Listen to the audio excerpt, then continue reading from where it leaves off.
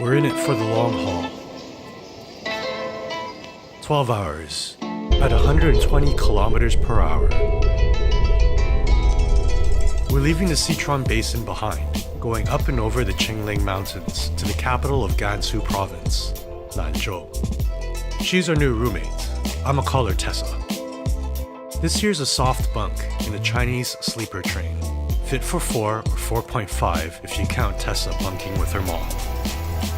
It's relatively Spartan compared to our previous rides, though the food remains light years ahead, but more on that later. These trains were the mainstay of China's rail network for decades. There are regular seats for short hauls, but at least they turn off the lights at night for these hard bunks, which are open and sleep 6, with the bottom commanding the highest price. Foreshadowing. It's all airplane food on the high-speed rail, but these K trains have freshly cooked fares and serve real noodles.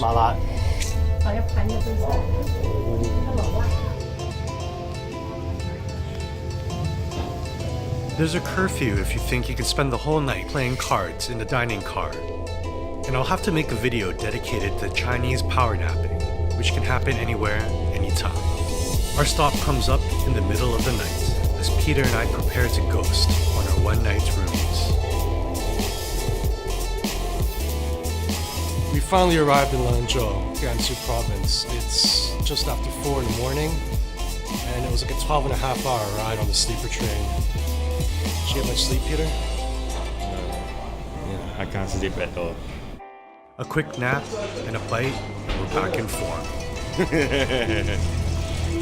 Lamb is the meat of choice up here, and often served with soup, and these very dry, round Uyghur naan.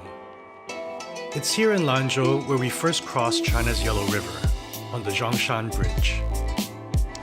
At more than 100 years old, this bridge was Lanzhou's first permanent crossing spanning the Yellow River. Today it's a pedestrian bridge.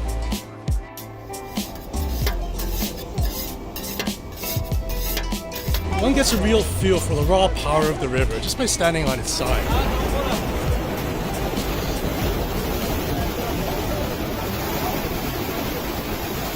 Lanzhou's main sites are clustered at the north end of the bridge, spread over the hillside White Pagoda Park. Somebody's breaking character.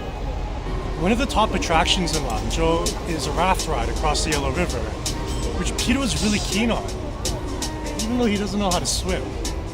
But I don't think it's going to happen today because the river has burst its banks, and yeah, I don't think they're open.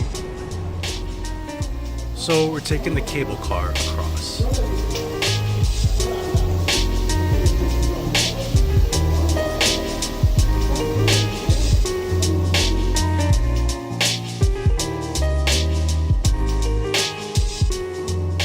At the top is Lanzhou's Forest of Steles, a recently built repository exhibiting calligraphy unearthed in Gansu Province.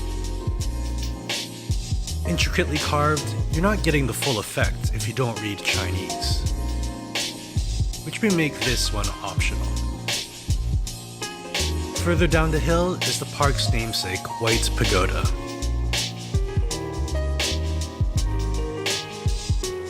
If you're walking down from the top, you're going to want to go to the Forest of Steles first, if at all.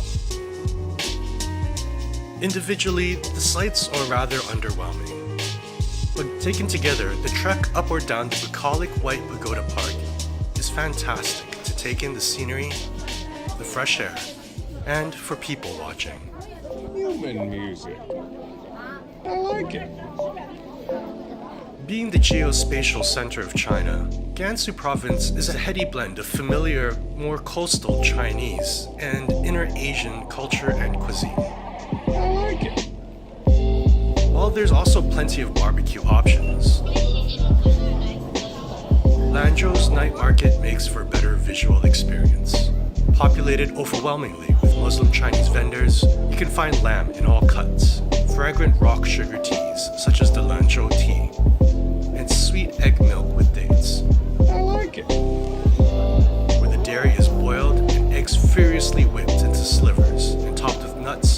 raisins, and sesame. They should serve this at ski resorts. A little bit faint, but it's sweet and delicious. We're moving on from Lanzhou and headed to our final destination, Jiaoyu Guan, where we'll get to the end of the Great Wall and get our first glimpse of China's western deserts. See you next week.